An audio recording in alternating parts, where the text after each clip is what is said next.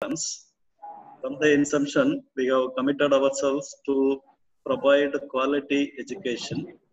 As a result of that, today we are offering 8 undergraduate programs and 4 postgraduate programs. In order to recognize our quality service, the National Assessment and Accreditation Council gave accreditation to our college. Most of the eligible programs are accredited by National Board of Accreditation.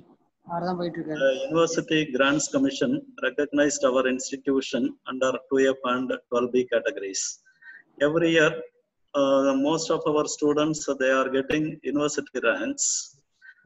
Today, I am very happy to hear that the departments of Electronics and Communication Engineering and Biomedical Engineering jointly organize online 1-week quality improvement program, real-time techno-world applications.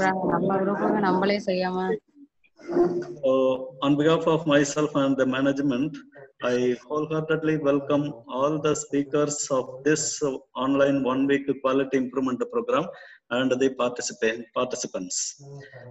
Here, normally the objective of organizing such a type of programs is to give exposure to the latest technologies, because the technology is getting developed day by day. Being a teaching faculty, we have to update ourselves, then only we can produce the industry ready engineers. Especially this is highly useful to the youngsters and those who are new to this profession. At this moment, I request all the participants to effectively utilize this opportunity by having a very good interaction with the resource person. Once again, I invite you all and my best wishes and congratulations for the successful conduct of this 1-week quality improvement program on real-time techno-world applications in electronics and communication. Thank you. Thank you, sir. I request Ms. R. Anusha, Assistant Professor, Department of BME, to give introduction about our resource person. Please, ma'am. Thank you, ma'am. I'm very happy to introduce our resource person for today's session, Dr. Chilkala Sudhamani, Associate Professor, CMR Technical Campus, Hyderabad. She completed her BTech in SCR Engineering College, Guntur, MTech in Nalanda College of Engineering, Guntur, and she completed PhD in Wireless Communications at Acharya Nagarjuna University, Guntur. She had 13 paper publications. She is a topper in NPTEL online certification courses such as Introduction to Wireless and Cellular Communication and Digital Electronics. She got silver medal in NPTEL online certification courses in Basics of Software Defined Radios and Practical Applications. She organized National Education Day celebrations under ISTE on 11th November 2018. I hope you all are safe in this pandemic situation. Stay home, stay safe. Once again, I welcome you, ma'am. Ma'am. Thank you. Thank you, Anusha. Now you can start, ma'am. Okay. A very good morning to all the participants. Today I'm going to deliver a lecture on cognitive radio in wireless communications. That is in 1-week quality improvement program and real-time techno-world applications in electronics and communications. So why I selected this topic is, nowadays we are seeing that the problem is with spectrum. So in this situation, all are working from home. So how they are facing the problems with the spectrum? What is the availability of the spectrum? And what happens to the participants who are using from the home? Means whether they are having the sufficient spectrum or not. Okay. So that's why what is the use of cognitive radio in this pandemic situation? How to provide the spectrum to all the users, those who want to utilize, how to provide that sufficient spectrum to all the users. Okay, now we'll see this spectrum, how to provide spectrum to all the users. whatever, how much they want. Okay. Now see here, introduction to that cognitive radio. First, we will see the general topic. That here in this figure, we can see that spectrum is assigned to 5 different users. One is mobile users. First slot you can see mobile users, and second slot is TV band, and third slot is for ministry applications, and fourth one is health applications, and next one is satellite applications. Okay, in all these 5 slots, which one is occupied more or congested? Mobile users, because regularly or day by day, the mobile users are increasing very rapidly. We can see that's why the mobile users want more spectrum. And how many users are in the slot 1? That is mobile users.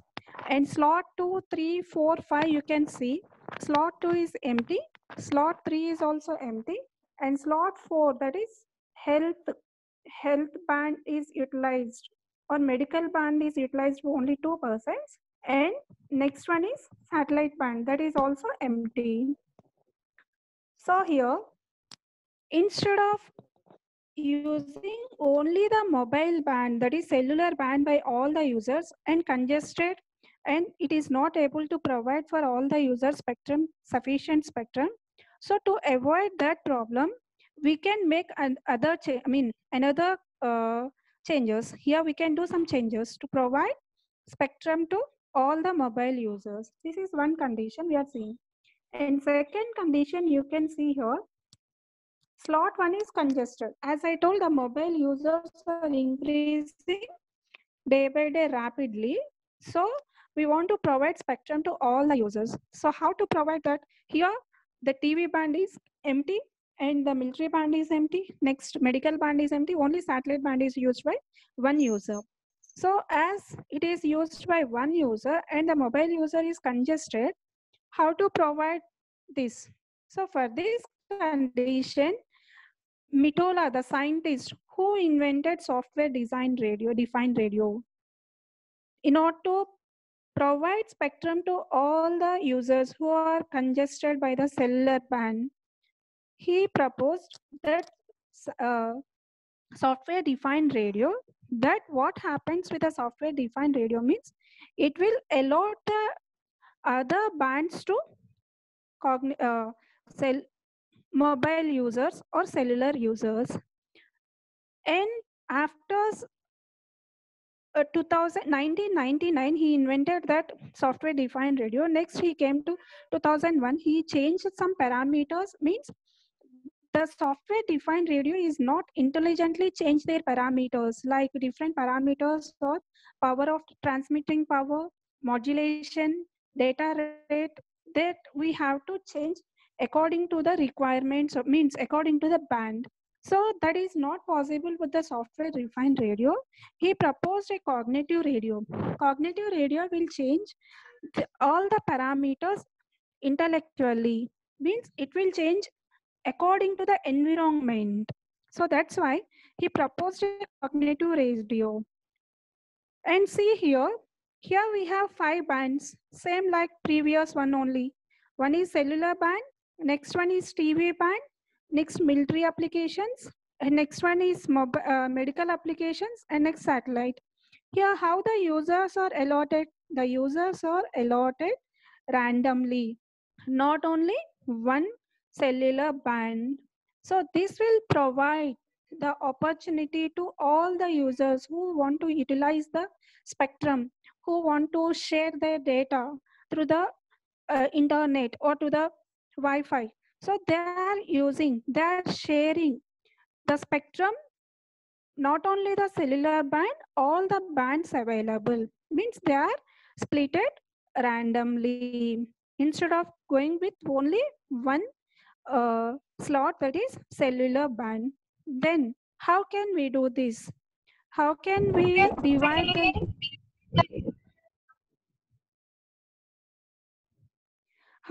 divide this band? Here the bands are licensed band, cellular band, TV band, and military, medical, everything is licensed band. Licensed band means the users are paid some amount to the government and they took the license about that band. Means, for example, we can use our radio spectrum. So radio spectrum means we can use FM radio 99.5, we can say 98.5 or 93.5, like that. Means that band is allotted to a particular user. That frequency band is allotted to a particular user. They are considered as the licensed users. But here, the cellular users are licensed users. But cellular users are assigned to the participants, the persons who are using the cellular band. They're also assigned to TV band and military band, medical band, and satellite band. How it is possible? So by using these cognitive radio networks, we can assign the bands, licensed bands, to some other persons, though are considered as unlicensed users. Cellular users are licensed users, means cellular networks like BSNL, Airtel, they are our licensed users. If they want some spectrum, extra spectrum to allocate to the users, then they can utilize the TV band if it is empty. So see here, the total spectrum is divided into two parts. One is licensed band, licensed spectrum. Another one is unlicensed spectrum. Licensed spectrum is assigned to the particular user. For example, if it is a TV band, then VHF and UHF are the frequencies allotted to the TV bands. Unlicensed spectrum, government didn't allotted some spectrum bands to any user. That one is considered as the unlicensed user. Those persons who paid some amount to the government and took the license, though are considered as the licensed users, till some bands are not assigned to any user. That bands are considered as the unlicensed user. We can consider it as ISM bands, industrial, scientific and medical bands, and also some other bands we have. Those unlicensed bands, in India we have unlicensed bands, that is 2.4. ISM bands ranges, that is 2.4 gigahertz. 2.4 gigahertz to 2.4835 gigahertz is one unlicensed band, and 5.825 to 5.875 gigahertz is another unlicensed bands. These are the unlicensed bands we can use without taking any permission from the any other persons. That is considered we can use it for indoor and outdoor applications. And these are 2.4 to 2.48, 5.8 to 5.87 gigahertz. Along with that, recently some bands are added to unlicensed band. Those are 5.15 to 5.25 and 5.25 to 5.35 megahertz and gigahertz, 5.47 to 5.72 gigahertz. So these frequency bands are also assigned to unlicensed bands for indoor and outdoor applications. Here anyone can use these unlicensed bands. There is no condition for using only some persons can use. That is not there here. Any one user can utilize these unlicensed bands. See the total spectrum here. This TV band we can see here. TV band, the red line represents the total TV band, VHF to UHF ranges. That band, how much it is utilized, we can see the green, yellow represents, the blue color dots represents the usage of that band. But some of the frequencies are not utilized by the users, like fixed mobile, aero, others 225 to 406 megahertz is not utilizing. Similarly, 216 to 225 megahertz is not utilizing that much. See how it is utilized, whether they are utilizing properly or not. Some of the bands are not utilized properly.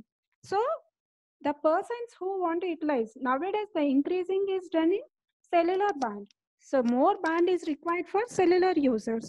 So what we have to do, we can search the TV band, means which frequency range is empty, which frequency range is not utilized by the user, TV users.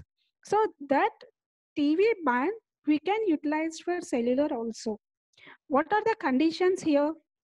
That is done by cognitive radio. Cognitive radio is the basic technique, wireless technology, which is used to enable the users to dynamically access the spectrum. Enable the other users means it may be a cellular user, or they may be a medical users, or they may be a satellite users. If any band is free, that we can utilize. But the condition here is they can't provide, or they can't create any interference to the licensed users. Licensed user means TV users or mobile users, those who are having paid amount to the mobile band or for spectrum. That users are considered as the licensed users or primary users. We can also consider them as primary users. But the persons without having any license who are using the bands, they are considered as the secondary users or cognitive radio users. Here the condition is they should not create any interference to the primary users. We can use the spectrum, but we can't create any problem to primary users. Okay. Now see here, cognitive radio. In the frequency band, I told that 225 to 260, 246, that band is free. Here, same thing, it's represented in terms of this figure. Whatever the red arrows represents, those red arrows represents the spectrum holes. Here, it is represented in terms of frequency. 225 to 406, it is not utilized by anyone. So that is represented in this figure as hole. That is red. The red lines represent the spectrum holes. That is white spaces. We can also consider it as white spaces, means which are not utilized by anyone. Those we can access to continue our services. And the blue color represents the spectrum occupied by the primary users. Now, so what it consists of, cognitive radio consists of what we have to consider here, the major parameters. The major parameters that we have to consider are, one is primary network, another one is secondary network. Primary network consists of primary base station and the primary users. Secondary network consisting of secondary users and secondary network or base station. So primary user means, as I told, primary user have the license to operate in certain frequency bands, means those who paid some amount to the government and they took permission to utilize that spectrum for their uses or for their requirements. Those persons are considered as the primary users, like TV users or TV bands, FM bands, medical or military applications. Those comes under primary users. So what is the purpose of primary base station? Means it will control the access of the primary spectrum, primary users to that spectrum. Means the spectrum can be accessed through that primary base station only. Next one is secondary network. Secondary network consists of secondary users and secondary base station. Secondary user means same thing like what I told. Primary users means those who are having license to use the particular spectrum. But secondary users are those who are not having any license to access the bands, but they can access any spectrum. Primary users have to access only the licensed spectrum. How much they are having to utilize means what band they have to utilize, that band only they have to utilize. But secondary users, they are not having any license, but they can use any spectrum, whether it is cellular spectrum or TV band, or it may be military band, or it may be any other band they can use. And secondary base station consists of infrastructure, that is, which is capable of identifying the different spectrums, and it has to change their parameters according to the environment, according to the type of spectrum what we are using. Automatically it has to change whether we are accessing the 98.3 frequency band, or whether we are using 2.4 gigahertz band, So based on that, it has to change the data rate, operating frequency, everything it has to change. That is secondary base station. Secondary base station has to act intellectually here. Next one here. So what is Abhi cognitive radio? therira, abhi therira. அதுக்குள்ளார போ. அதுக்குள்ளார போ. Hello. நீ first ஆடி வச்சு இது போடு. Participants. அபி தெரிஞ்சா நீ போ. Madam, please. Mute எடுத்து விட்டு. Mute your mics. Friends, It creates some disturbance.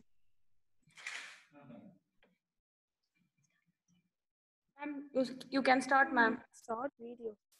Okay. So here, the first that cognitive radio is invented by Mottola. He is from that concept is developed by the Federal Communication Commission from the US. So they identified that the total spectrum utilized by the licensed users is 50% to 85%. That 15% is TV band and 85% is military band. Means some bands are free and some bands are utilized. So how much the bands are not utilized, how much bands are utilized? That represents that 15% to 85% is utilized by the primary users. So we can utilize the remaining band which is not utilized by the primary users. Okay. So in US, that is Federal Communication Commission will take care of the licensed and unlicensed frequency bands and the spectrum utilized by the primary users and the secondary users. And in India, it is the licenses are provided by TRAI, that is Telecom Regulatory Authority of India, will provide the licenses to the primary users. So now here, how to identify whether the spectrum is free or not? We say 15% to 85% it is utilized, but which band is utilized and which band is not utilized or unoccupied by the primary users, that we have to identify before going to use the spectrum. As we are secondary users, it is how to utilize that band. For example, you can say if you want go for one house for rent purpose, what we have to do? We have to search for the different houses where it is free, where it is unoccupied, or two-leg boards. So once you go with that, once you search for that, then what we have to do? We are going to take that house for rent. What are the conditions here? The rent should be sufficient for us, and also the space should be sufficient. So different conditions we have to check. Here also, spectrum also we have to verify whether which band is free and which band is occupied, that we have to do. So that can be done by different cognitive radio parameters. The major parameters of cognitive radio are spectrum sensing, spectrum decision, spectrum sharing, and spectrum mobility. These are the major parameters. Here you can see the cognitive cycle. Total radio environment means which consists of the total spectrum bands, and spectrum sensing first you have to do, then spectrum decision, spectrum sharing, spectrum mobility. These are the four major parameters in the cognitive radio networks. So what is spectrum sensing? Means how we are searching for a house. Here also like that, we have to search which band is free. We have to go for spectrum sensing. Which band is free, which band is occupied, that we have to do. We have to identify through spectrum sensing. We have different types of spectrum sensing techniques. Again, we are saying that we are going to identify whether the spectrum is free or not. That will be done by using spectrum sensing. But how to do that? What are the different methods? Here we are same like how if you are searching for a rent house, we can verify, we can search for a house, or we can go through third party. Here also like that only. Spectrum sensing can be done by different methods. Another one. So once you identify the spectrum, whether the spectrum is free or not, once I identified some band is free, next what I need to do, that identified band means how much power is available, how much band is available, which band is available. Once you identified that, means the total power radiated in that spectrum, once you identified means you have to compare that with some threshold value. Means you should take decision whether that spectrum is free or not. Spectrum sensing will do how much power is transmitted in the channel that we are identifying, or how much energy or how much voltage is available in the channel. Means if any one user is transmitting some data, primary user is transmitting data, means that channel is having more band, more power. If no person is utilizing that, means that band is having very, very less power. So only noise it contains. So we have to compare that with some threshold value, and we have to take a spectrum decision whether that band is free or not. After that, taking the decision, we can share that spectrum. Means we can share our data. If you want to utilize that channel directly, we can share our data. If we want to give this to third person, then third person will utilize that data. Means spectrum sharing will be done by using the secondary users. In case that spectrum is not free, the primary user is utilizing whatever the spectrum we are sensing, that spectrum is not utilized by the primary user, then what we have to do? We have to go for another spectrum. So we are moving from one spectrum to another spectrum, means that is defined as the spectrum mobility. So the major parameters are spectrum sensing, spectrum decision, spectrum sharing, and spectrum mobility. Are you having any doubts in these 4 parameters? Anyone?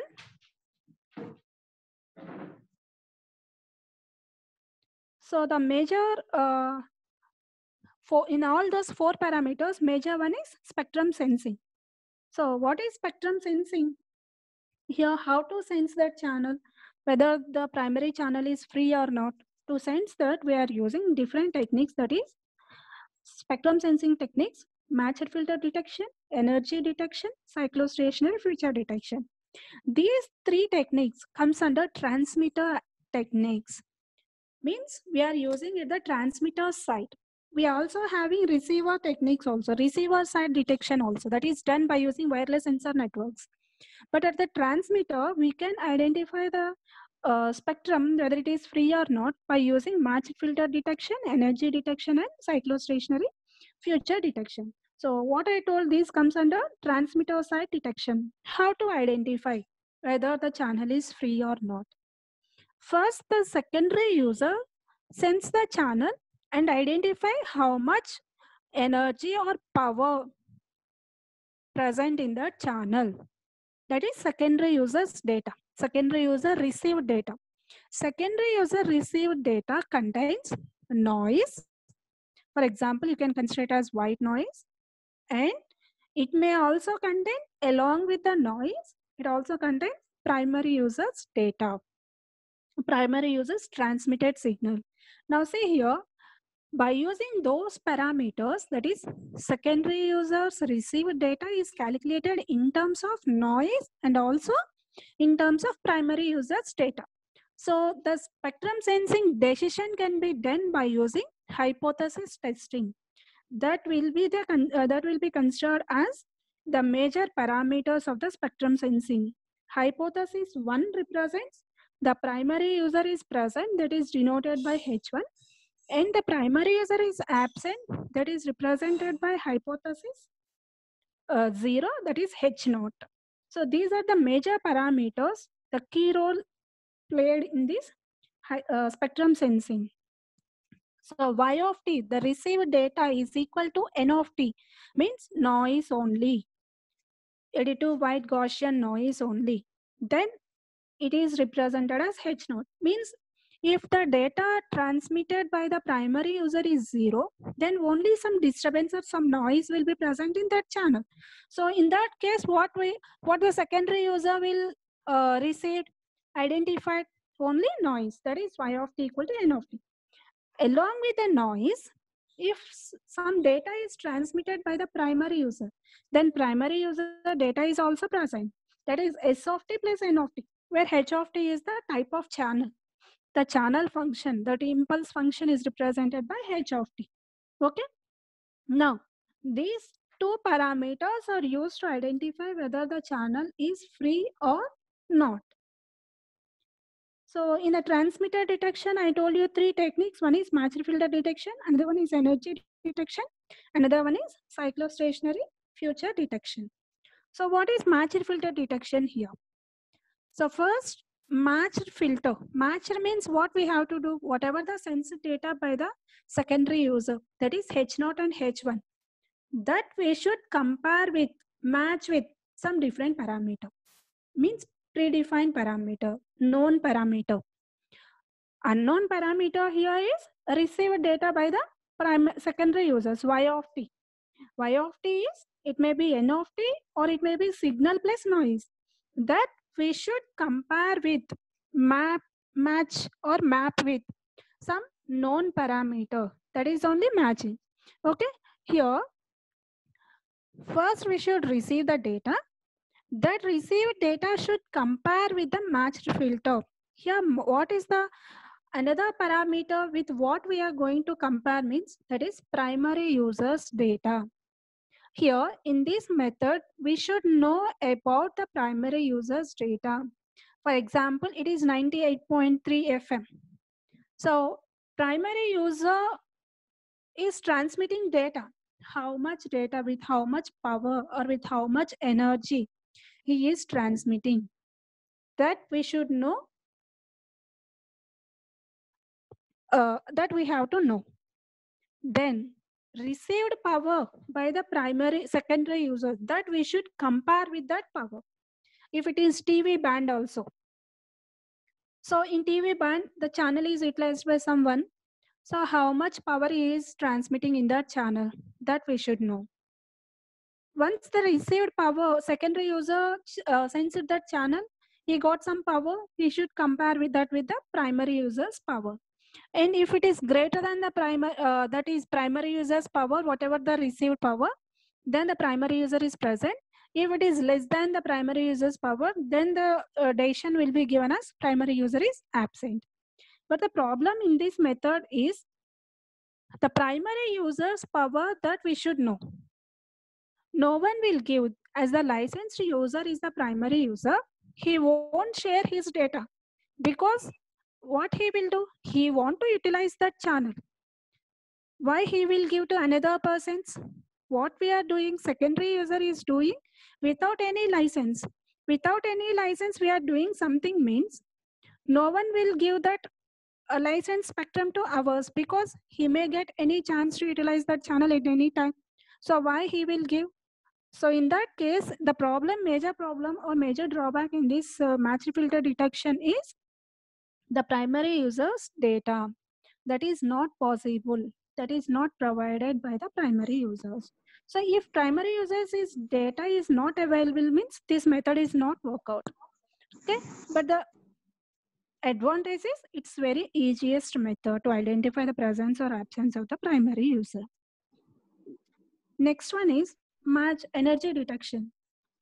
So if the primary user is data is not available, then what we need to do? We need to go for another method. So in this method, what we are going to do is, first some data will be identified by the secondary user about the channel. That will be transmitted to a bandpass filter in order to make the data mean proper data, in order to capture the proper data. And then we are going to squaring that, whatever the data received, means y of t is signal amplitude.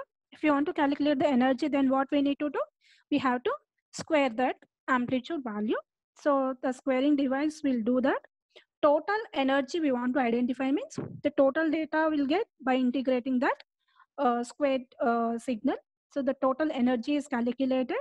Then we are going to compare with the threshold. Here, see here, what is the problem in the matched filter? That is primary user's data. But in this method, we calculated the energy of the channel. And then we are going to compare with some threshold value. This threshold value is decided by the secondary user only.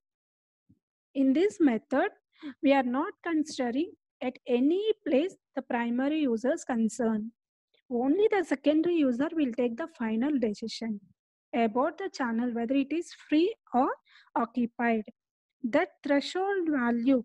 So how to make the threshold? Y of t is equal to N of t is channel unoccupied. Y of t is equal to H of t into S of t plus N of t. That is channel occupied. So we are going to make the average of that data, whether it is 10 dB, whether it is the value of 10 or 20, that we have to put the total energy value should be, we are going to decide. The threshold value is decided by the primary user only, secondary user only, sorry. So that data, whatever we calculated, we receive, that we are going to compare with the threshold value. If it is greater than the threshold, then the primary user is occupied, means utilizing the channel. If it is less than the threshold, then the channel is unoccupied. It is empty. The secondary user can utilize. That is the decision here. The decision can be made by the secondary user on his own constraints, on his own conditions, requirements. Okay? Now, so this is the major advantage of the energy detection method is primary user information is not required. But what are the disadvantages means at low signal to noise ratio means if the signal transmitted by the primary user is having very, very less energy, then we will get signal to noise ratio as very, very less. So if less signal to noise ratio we got it, means then we are comparing that with some threshold value. Here the threshold value is greater than the noise value and it should be less than the noise plus signal. We are going to take it as if noise, the variance of the noise is 1 and you are considering the total energy of the signal is some 15, then we can consider it as 16. Total is noise plus signal is 16 or 15. So we can consider the threshold value as 10. So very, very low signal to noise ratio means the power or the energy absorbed by the secondary user, we got it as 5. If you are comparing 5 with 10, then what is the condition here? It is less than. So less than means what happens to that? The primary user is absent. We will consider it as primary user is absent. Primary user is absent means what we will do? The secondary user can utilize that channel. If the secondary user is start sharing some data through that channel means he is going to create some interference to the primary user. So if he is creating interference to the primary user means primary user is a licensed user. He is not going to give that chance to the secondary users. Means it will create interference means then he will complain to the government. Someone is going to hack my channel, is going to utilize my channel. So such type of disturbances should not cause to the primary user by the secondary user. So the only problem with this method is at low signal to noise ratios, this does not work out. This is the major problem with the energy detection method. But most of the cases we can use energy detection method instead of using matched filter detection. And next one is cyclostationary feature detection. Here the requirements are, here we have to detect the future, the different parameters like the type of modulation and data rate and power. Everything we have to identify here by using this cyclostationary feature detection method. So if you know all the parameters, means we can estimate the power of the primary user. Then at low signal to noise ratio also, it will work out. But the problem here is the complexity is very, very high. We have to correlate. Correlate means again we are mapping the parameters of the secondary user with the primary user. So it also requires some primary users information. We are estimating the primary users informations. Future detection means we before transmitting the data only, we are estimating the primary users power, data rate, type of transmission, that is modulation, everything we should identify and correlate the sensor data with the primary users data. It also requires some primary users information, and also it is very complex. So this method is not utilized that much compared to the matched filter energy detection.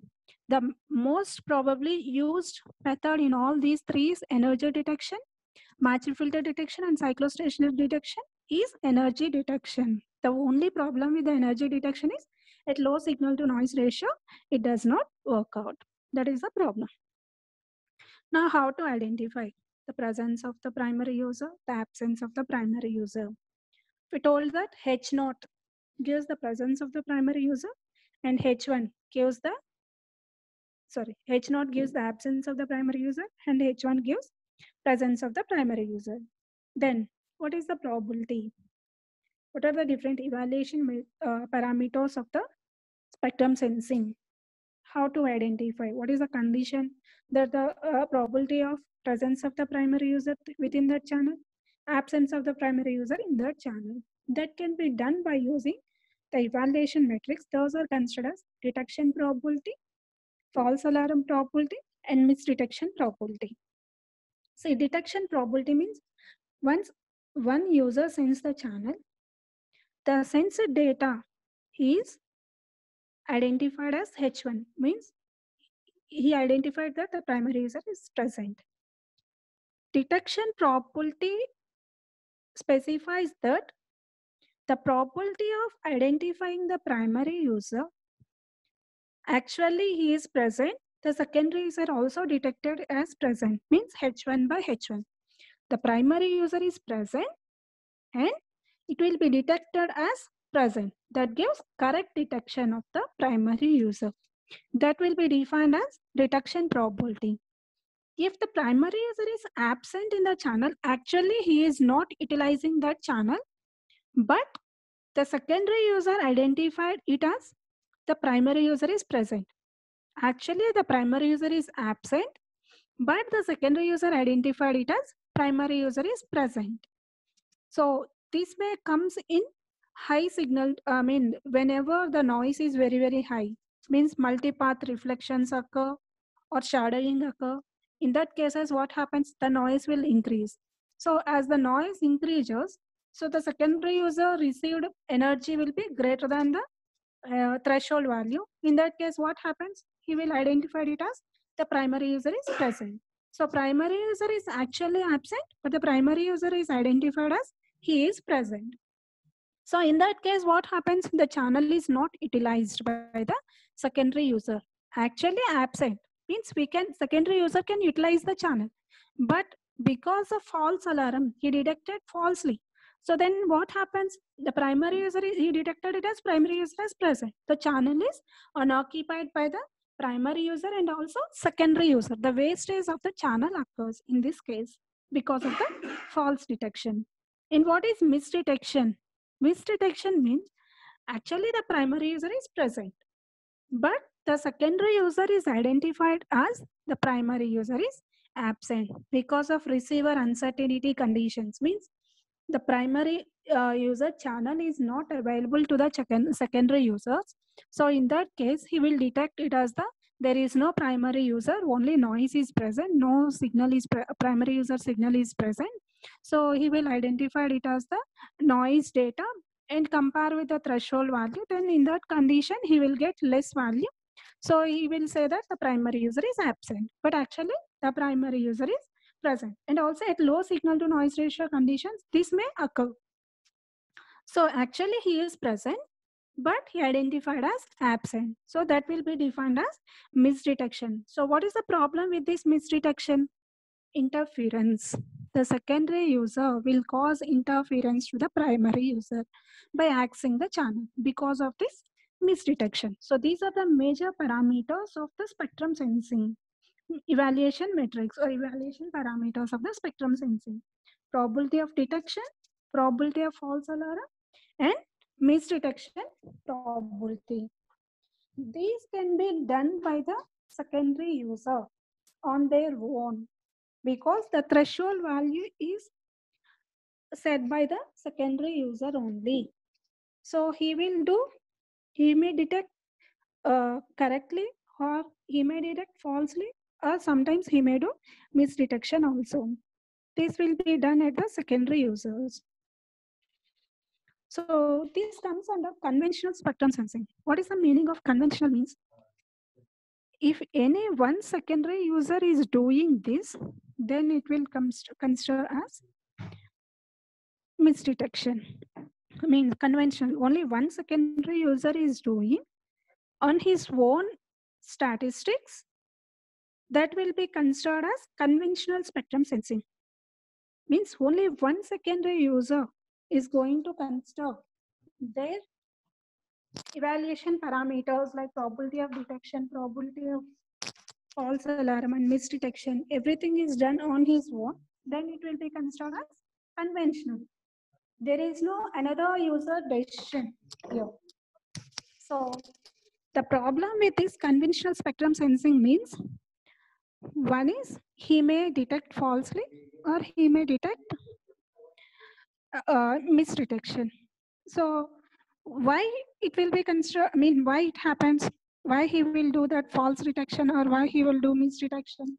See here, why the problem with the what are the problems with the conventional spectrum sensing means? See this. Here we can see primary network, that is primary user transmitter, and primary user receiver, that is primary network. And see the secondary users also occupying in this secondary CR network. CR1, CR2, CR3, we are having 3 cognitive users. And CR1 means cognitive user 1 is near to the primary user, and he is line of sight with the primary user. The secondary user CR1 can detect the channel correctly. Because he is in line of sight means the channel can be identified by the secondary user 1 clearly, and he can sense the data and he can make a correct detection. That is, probability of detection is good for CR1. Now see the CR2. CR2 is not in line of sight with the primary user. Primary user data will be received by the CR2 through multiple reflections, that is multipath fading from the building over here. And one more house is there. That house will create some shadow on the CR2. So multiple reflections, because of multiple reflections, that is multipath fading, he may not detect correctly. So false alarm may occur here. And see third one, CR3. CR3 is not in line of sight with the primary user. He is very far away from the primary user network, primary user transmitter, and he is near to the receiver, primary user receiver. So he can sense the channel, that is primary user's channel, from the transmitter side, but he will do that from the receiver side. And he is unavailable with the primary user transmitter. So what happens? He will do some misdetections. So here CR1 will detect properly, correctly, and CR2 may cause false alarm, and CR3 may cause misdetection because of non-line of sight with the primary transmitter. Those causes may occur in the conventional, means single user. The sensing performance is affected by multipath fading, shadowing, and receiver uncertainty that occur in conventional spectrum sensing. So what we have to do, if only one second is taking a decision, Because of the multipath receiver uncertainty, he is not going to sense correctly. So that is the problem with primary, single secondary user detection. So we can overcome the problem so that multipath pairing, shadowing, or receiver uncertainty by cooperation. Can we do that? Any doubts in the conventional spectrum sensing till now?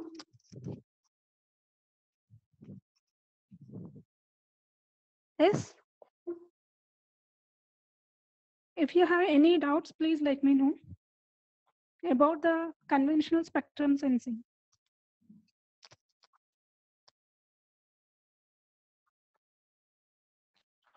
If you don't have any doubts, means then I go with next.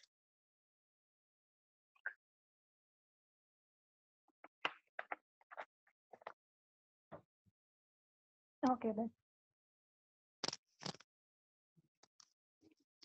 Next one is cooperative. Means if only one secondary user is doing this, then we are getting some problems. So to avoid that problems, we go with cooperative spectrum sensing. In cooperative spectrum sensing, instead of going with one secondary user decision, we can combine two or more user stations to make a final decision. We are adding two or more users decision to make a final decision. That will avoid the problems of false alarm and misdetection. So what are the different ways of combining the decisions? How we can combine the two or more users local decisions to a final decision? That will be done by using centralized cooperative spectrum sensing, distributed cooperative spectrum sensing, and relay assisted cooperative spectrum sensing. See here, three different ways of spectrum sensing. First one represents cooperative, centralized cooperative spectrum sensing. What I am saying, cooperation means combinedly we are taking a final decision. So centralized means here if we consider total 6 CR, 6 secondary users, I'm using 5 secondary users for spectrum sensing and 1 secondary user, 6th secondary user for final decision making. Means the secondary users, the 6 CR not, here CR 0 will give the spectrum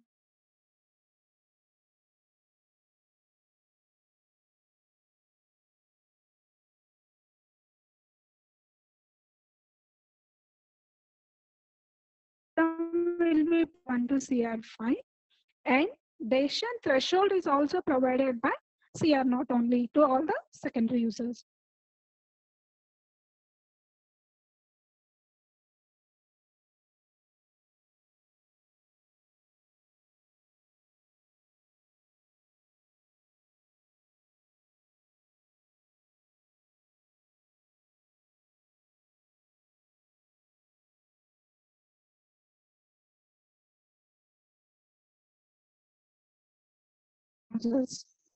Sorry, secondary users.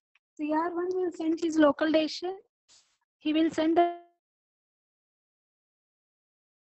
in CR2 will send his station 0 or 1. CR3 will send his station 0 or 1. CR4 will send his stations 0 or 1 like that. Here they are going to send their decisions. Finally, CR naught is going to make a final decision based on different fusion rules here. Based on different fusion rules, which type of rule he is going to use, whether he are using a soft fusion rule or hard fusion rule or quasi-soft fusion rule. We have different fusion rules, how to combine, how to add all the decisions.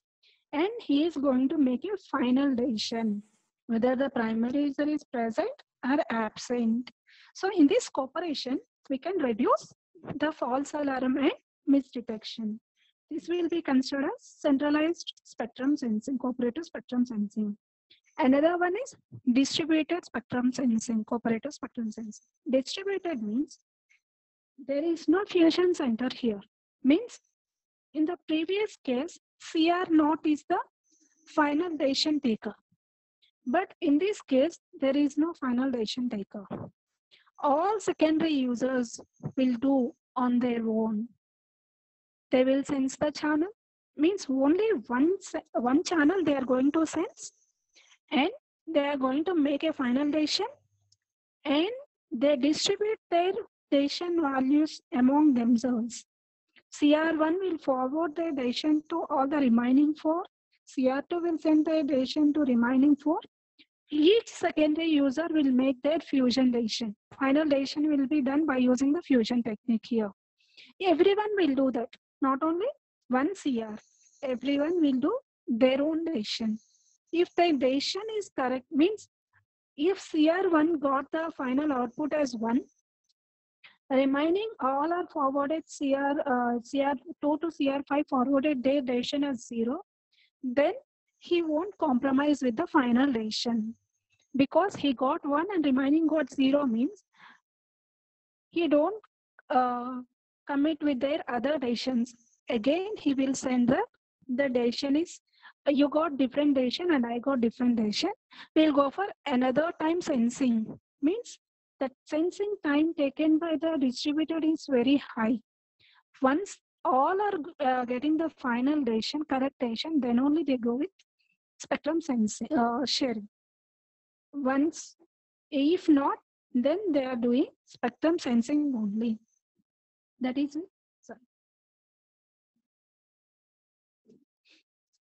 is with distributed and relay assisted.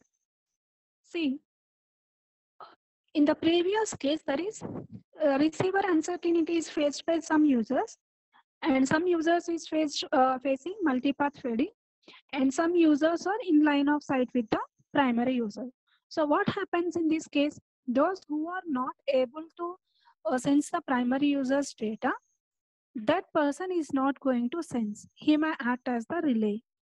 Means he will use whatever the data he can make, that can be shared with the other users.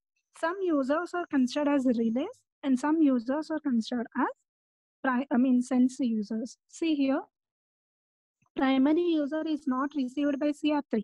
So CR3 is not received means he will act as a relay. If you want to share their data with the fusion center, CR4 is not able to share their data with the fusion center, then what he will do? CR4 will send their data to CR3. CR3 will send that data to CR0. Means in this case, cooperation is important. Who is going to make as relay and who is going to share their data with the primary user? CR1 and CR5 are direct in line of sight with the CR0, but CR2 and CR3 are acts as a relay. Means CR4 is not able to transmit his data directly to the fusion center. Means CR4 can utilize CR3 as the relay. He will send his data to CR3.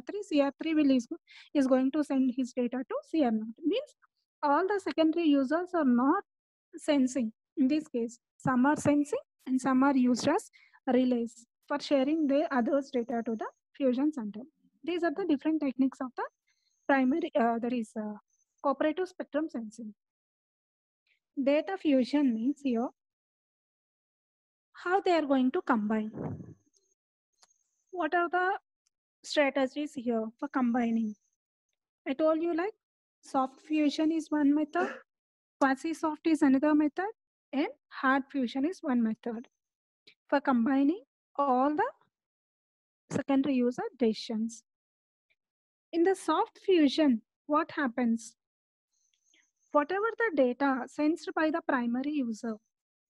secondary user, that data as is raw data he is going to transmit. He is not going to take any decision at his level.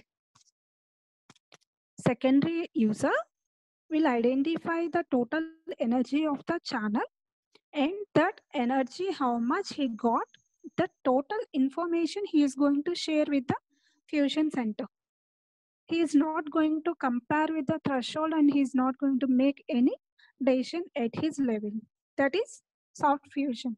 So in that method, we have soft fusion combining or two techniques. We have equal gain combining and maximum ratio combining. So the received data by all the secondary users, that is CR1 to CR5, for example, we are considering. We received the data from 5 users. Here we are going to use some weight factor. It is going to multiply all the secondary users data and make the data received by all the secondary users as equal, and it is going to combine and make a final decision whether the primary user is present or not by comparing with the threshold value. First, it will add all the secondary users data, average it, means 5 users means it is going to divide by 5 and then compare with the threshold value. The fusion center will make a final decision about the presence of the primary user or absent of the primary. Same is going to distribute to the secondary users. Now the problem here is equal gain combining, means as it is we are combining, some may get less value and some may get high value. Because of multipath fading, if some may get less value, or because of receiver uncertainty, he may not receive any data. So in that case, equal gain combining will create some false alarm detections, misdetection. So what we are going to do next one is maximum ratio combining. Those who got maximum power or maximum energy, those we are going to combine and make a final decision. But the problem with soft fusion combining is here, the soft method, whatever the data sensed by all the secondary users, that data, raw data as is, they're going to forward. Means the data is transmitting as is, means it requires more spectrum to send the data as is to the fusion center, because the raw data is more. In other methods, what we are doing, the secondary user is making his own decision, either 1 or 0, single bit he is going to forward. But in the soft fusion, they are not going to send a single value. They are going to send different value, means maximum how much they receive, that value they are going to send. So it will require more spectrum for reporting data to the. So that's why it is best method, soft fusion method, but the data required by the secondary users for sending their data, for reporting their data to the fusion center is more. That's why you go for next method, that is quantized soft fusion or quasi soft fusion method. Here, once the secondary user sends the data, they are going to quantize the data. Instead of sending the total data, only the quantized data is going to send to the secondary users, that is fusion center. This is not that much effective because here we are not sending the total data and we are not going to make a final decision, that we are not sending. Next one is hard combining. In the hard combining, we are having AND or majority fusion rules. See here, AND or majority, that is logical decisions here. In the hard fusion rule, the secondary users will compare with the threshold at their level. They will make a final decision, and that decision output they are going to forward, whether it is 0 or 1. Those zeros or ones are combined at the fusion center by using AND rule, OR rule, or majority rule. In the AND rule, if all the secondary users transmitted their decision statistic outputs, local decisions as ones, then the final output will be given by the fusion center as primary user is present. If all will send it as 0, then it will give final decision as primary user is absent. But in this case, if any multipath fading will occur with any user, then he will send it as, instead of 1, he will send it as 0. Receiver uncertainty, he will send it as 0. Then what happens in that case? 3 users, those who are in line of sight with the primary user, they will send their correct decisions as 1, but remaining 2 users facing some problems like receiver uncertainty like that, then they will send it as 0. But the actual case is primary user is present, but he will take it as AND rule, means all should be 1 or all should be 0. So if the channel is occupied or if the channel is unoccupied, the decision will be pending in the case of AND combining. So that is the problem with the AND rule. So next one is OR rule. That is opposite to the end rule. If any one user will detect the primary user is present, actually he is absent, that is misdetection, and remaining all users will send the data as 0, that is the channel is free, but the OR rule will take the final decision as primary user is present. So to avoid the problem with the AND and OR rules, majority rule we can use. Majority rule means at least if half of the secondary users, we can make here decision. If half of the secondary users will give the primary user is present or primary user is absent, then he can take the decision as based on their half. Only half members can give correct decision. No need of giving all the secondary users as correct decision. So these are the hard fusion formulas, how we are going to take.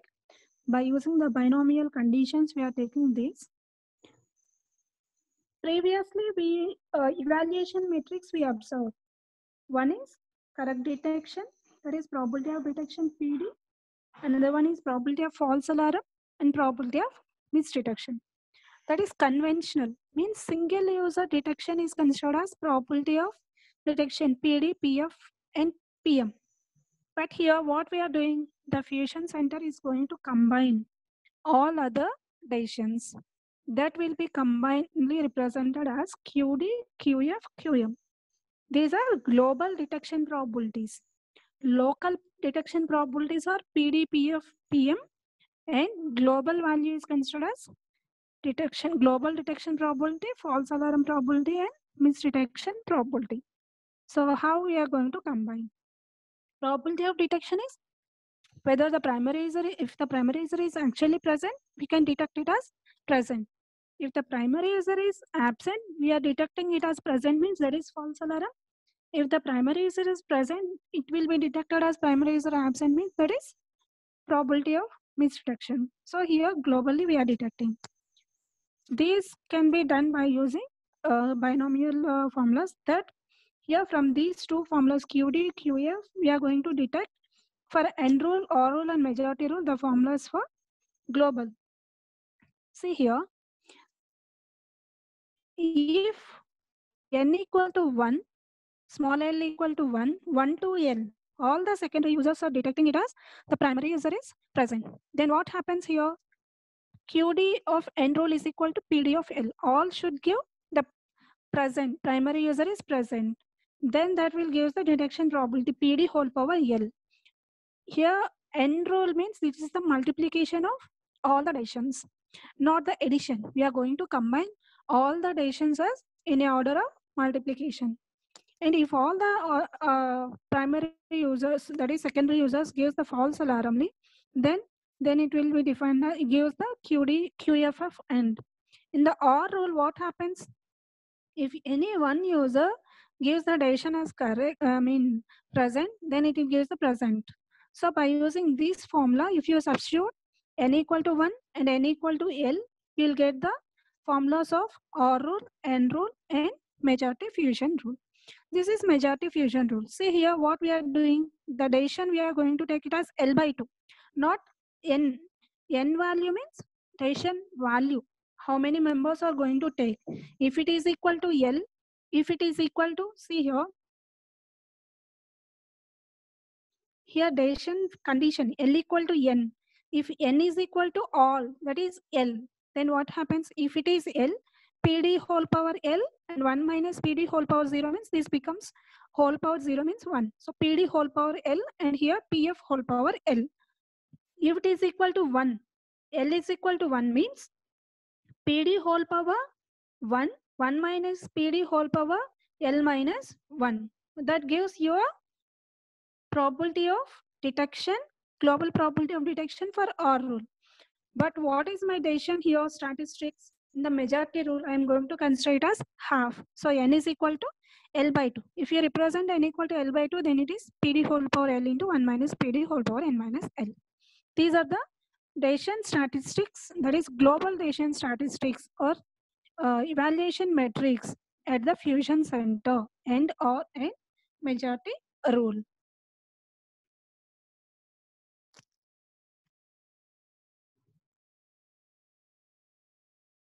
So understood up to this? Any doubts till now?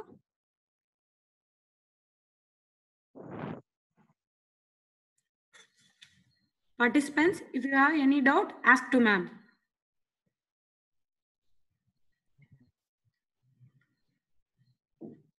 Otherwise, I will go with next. If you don't have any doubts, I will go with next one. Participants, if you have any doubt, now what are the research concepts or research topics in this? I will explain that. If you don't have any doubts till now, these are the basics of cognitive radio networks in cooperative spectrum sensing. Okay, ma'am. I'm going to share another slide. okay, ma'am. Okay, ma'am.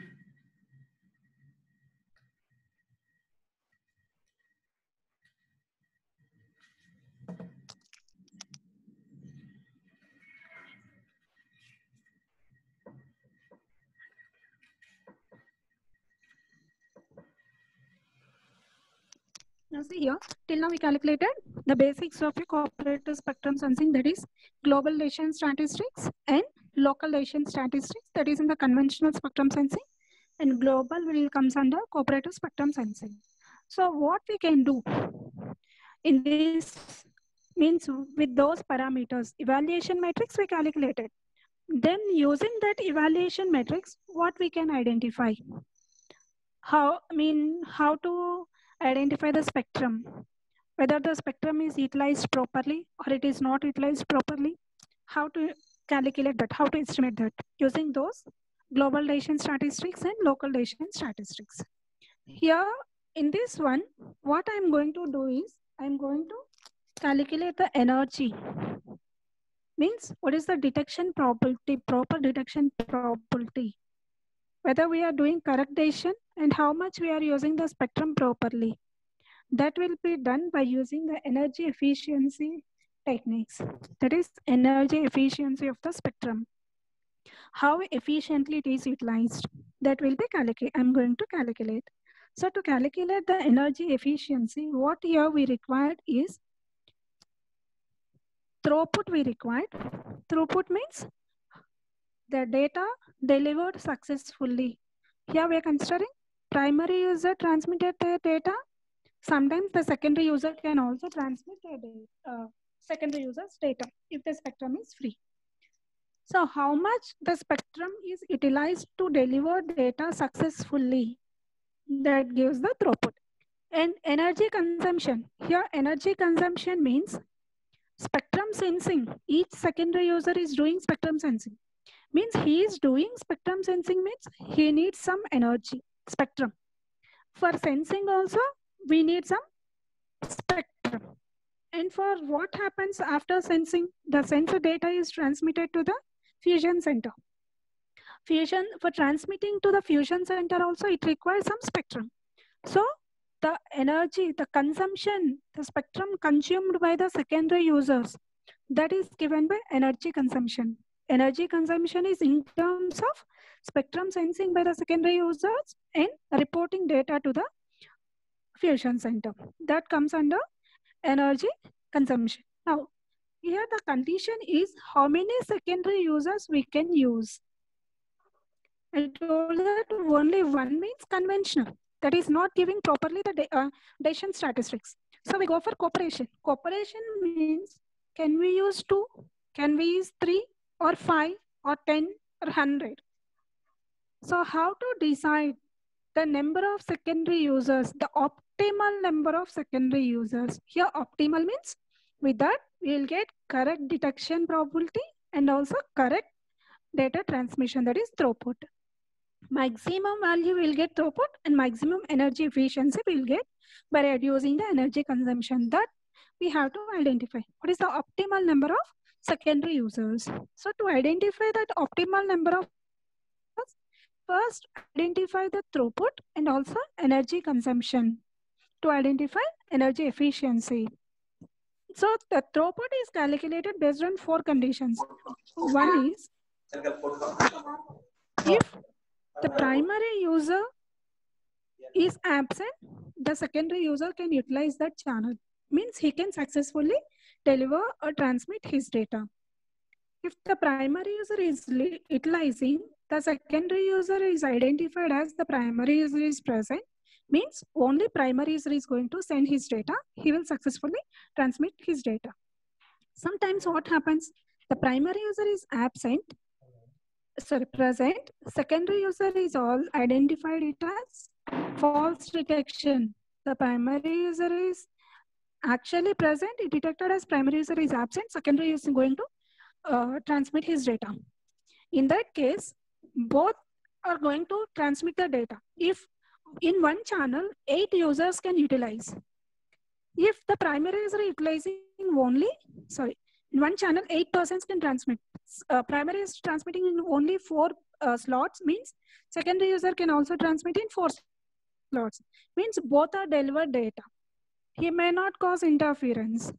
If all the, one channel, 8 slots are utilized by the primary users, means in that case, the secondary is going to create interference. So those are the possible conditions of throughput.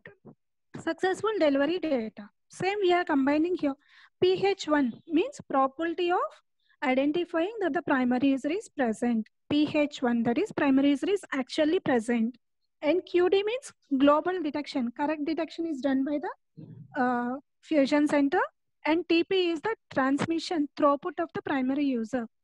The transmission time or data delivered by the primary user is TP. Similarly, here PH into 1 minus QD. Misdetection case. Both are transmitting. TP bar and TS bar are under the case of primary user is present. The throughput of the primary user and throughput of the secondary user is given by TP and TS bars. If primary user is absent, only secondary user is transmitting data, then it will be given by TS. Transmission rate of secondary user is TS. This gives the total throughput. Similarly, energy consumption we are going to find out. Energy consumption means what I told you. One is sensing, another one is reporting. That will be given by L times. How many secondary users I am considering? L number of secondary users. If L number of secondary users are considering, L will sense the data and L will report the data to the fusion center. So E1 plus E2 are the sensing and reporting energies of secondary users. So L times of E1 plus E2 plus EP. EP is the transmission of the primary user, energy required for transmitting the primary user's data. In this case, only primary user is present. And next case is primary user is present and secondary user also going to sense the data, means in that case EP plus ES. If primary user is absent, only secondary is going to send his data, means ES. But in all these cases, L times of E1 plus E2 is same, because they are going to sense the data and report the data to the fusion center. In this detection case, if primary user is absent but falsely detected, means primary user is if primary user is absent, okay, misdetection case, it is detected as primary user is present, then no one is going to send the data, means only sensing and reporting. There is no sending energy consumption. So the total energy consumption is this. Energy efficiency we are calculating as ratio of energy throughput to the energy consumption. The formulas of both here. In this we have one formula for throughput. This we can substitute as numerator, and energy consumption, this we can substitute as denominator. That gives the energy efficiency. Energy efficiency is the ratio of throughput to the energy consumption. That is given by this parameter where Q0, pi1, pi0 and pi2 are simplified values of the throughput. Okay, so these are the graphs which represents the throughput with respect to threshold number of secondary users. I consider here number of secondary users as 1 to 50. Instead of considering only 1 to 5, we can observe 1 to 50. What happens with respect to throughput? The energy means the data rate, transmitter data rate increases at low signal to detection thresholds, and it will be less at the high detection thresholds. As we are increasing the detection thresholds, it makes some difficult to identify the presence of the primary user accurately. So that's why it is decreasing. Similarly, this is done for OR rule and also for majority rule. Next one is energy consumption. How much energy is utilized by the secondary users for sensing, reporting, and for transmitting. That will be plotted for different number of secondary users. Here also for 3 different rules. And next one, energy efficiency. Here this gives the energy efficiency of the secondary users. And what is our aim? We want to optimize the number of secondary users. What is the number of secondary users? Optimized number of secondary users. In this case, can we tell the optimized number of secondary users? How many number of secondary users can be utilized at a detection threshold of 10? At a detection threshold of 10, what is the optimized number of secondary users I can use? If at a detection threshold 10, you can see what is the maximum value of energy efficiency you are getting. The maximum energy efficiency is getting for this. Means L equal to 3 is the optimal number of secondary users at detection threshold is equal to 10. From this graph, you can see bubbled blue line represents maximum energy efficiency. The maximum energy efficiency is for bubbled blue line, that is for L equal to 3. So L equal to 3 is enough for 10. If you are going with L equal to 5, 5 means how many number of users are enough for calculating the correct detection? That is red bubble, 1. At low signal to noise, detection thresholds, we can consider only 1. But if you are increasing the detection thresholds, then we have to increase the number of secondary users. Okay. Next one, this is for R rule. Similarly for N rule, you can see at N equal to, detection threshold is equal to 10, 1 is enough. At L equal to, detection threshold is equal to 5, what is the maximum value we are getting? L equal to 3. So that like that we are going to identify. Here from the figures we are identifying that by using mathematical derivation we can derive what is the maximum number of secondary users at different secondary detection thresholds. That can be done by maximizing the energy efficiency. How to maximize the energy efficiency? The maximization of energy efficiency is done by using differentiation of this energy efficiency. Dou by dou, with respect to what we are doing, L, number of secondary users. So dou EF by dou L gives the optimal maximization of this.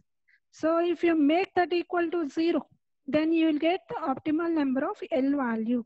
That optimal number of L value is calculated by differentiating the energy efficiency with respect to L. We got the, in the R rule, we got the optimal number of secondary users as this. This will take more number of steps. So that's why I kept directly the optimal number of secondary users for all R rule. There is no steps included here. The optimization, that is differentiation steps. You can do that. You'll get the optimal number of R values this. And see here, at SNR equal to 10 dB, different signal to noise ratios are considered. And detection threshold 10. At detection threshold 10, here this lines represents the optimal number of secondary users. At 10, at signal to noise ratio is equal to 10 dB. What is the optimal value? You can see 4 or 3. If signal to noise ratio increases, at L equal to 2, you'll get optimal value. That you can observe here. Okay. Similarly, for N rule also, we are going to calculate here the optimal number of secondary users. Same is plotted. See the reverse operation of R rule and N rule.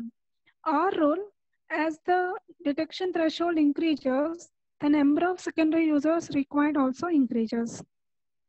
But in the N rule, as the number of detection threshold increases, the number of secondary users also decreases. So we require less number of secondary users at high detection thresholds, but at low detection thresholds, we need more number of secondary users. At low detection threshold means it always creates false alarm and misdetections. But at high detection thresholds, it gives correct detection probability. This is implemented only for AND and OR rule. Can you observe this? Why I didn't implement it for majority rule? What is the problem with the majority rule? In the majority rule, we are using the formula of binomial representation for QD and QF, that is global detection and global false alarm. So that binomial equation maximization is somewhat difficult, means it does not give the exact value. We have to approximate. As we are doing some work means we have to get the exact value. Don't do with approximations. If you are doing approximation means it creates interference to the primary users.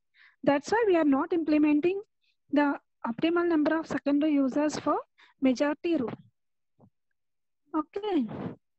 Next one. Here energy efficiency we calculated based on the detection, correct detection probability.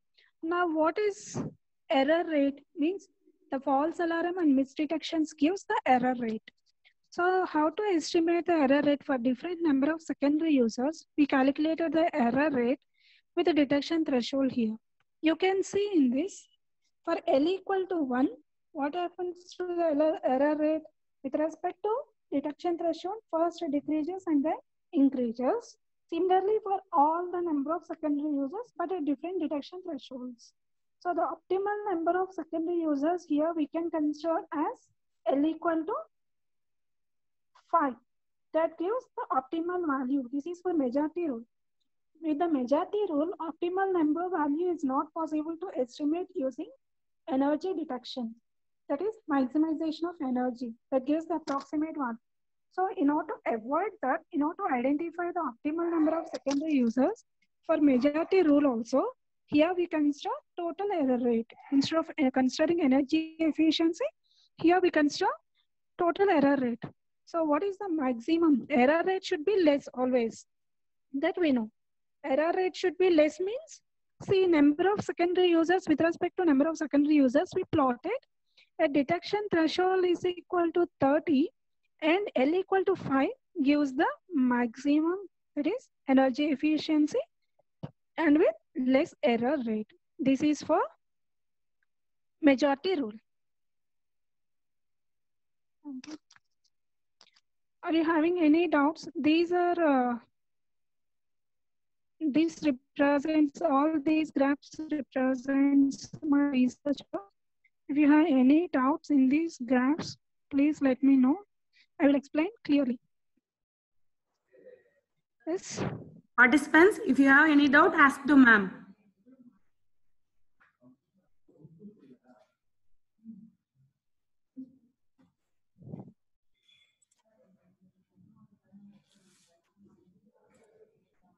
Or else post in chat box. Yes, you can post in chat box also.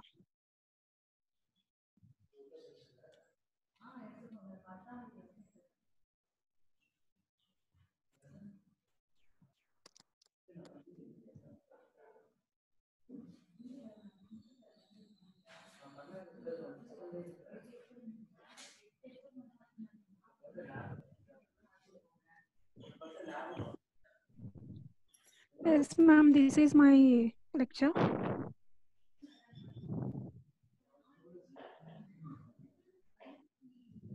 Participants, if you have any doubt, post in chat box.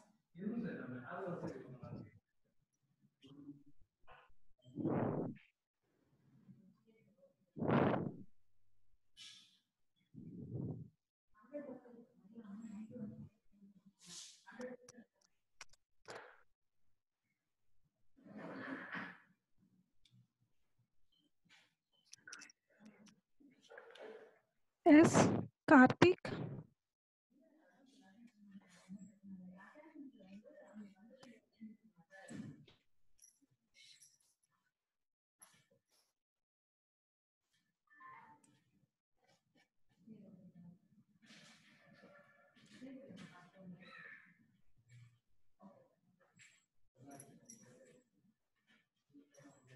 Some are raising their hands like Karthik, Yes, ma'am. I also saw.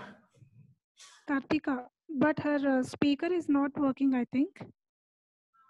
Kartika? Her speaker is not working. She can post, you can post your doubt in your chat box, ma'am.